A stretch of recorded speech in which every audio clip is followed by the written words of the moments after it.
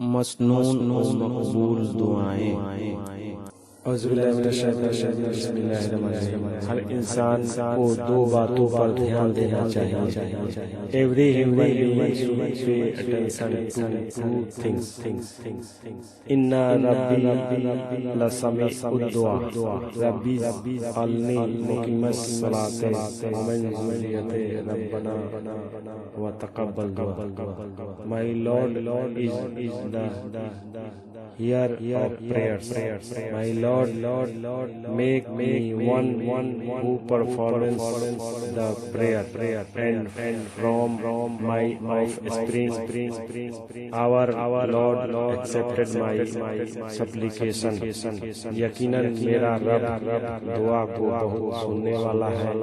اے میرے رب، مجھے نماز قائم کرنے والا بنا اور میری نسلوں کو بھی۔ اے میرے ہمارے رب اور میری دعا قبول کر۔ دعا کرنا سنت ہے اور دعا کرنا بھی سنت ہے۔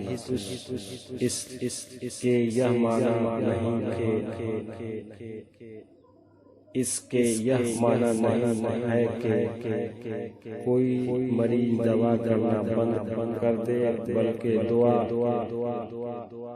اور دوا دونوں جاری رکھیں۔ البتہ قرآنی دعا مرتبے میں دوا سے بڑھ کر ہے۔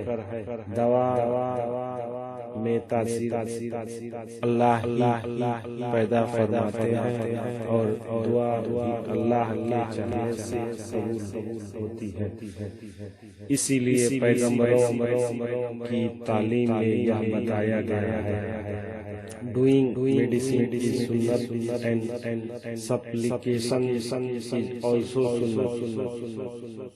This does not mean that a patient should stop taking medicine, but should continue both dua and medicine. Prayer accepted by the will of Allah. Therefore, it is stated in the teaching of the prophets.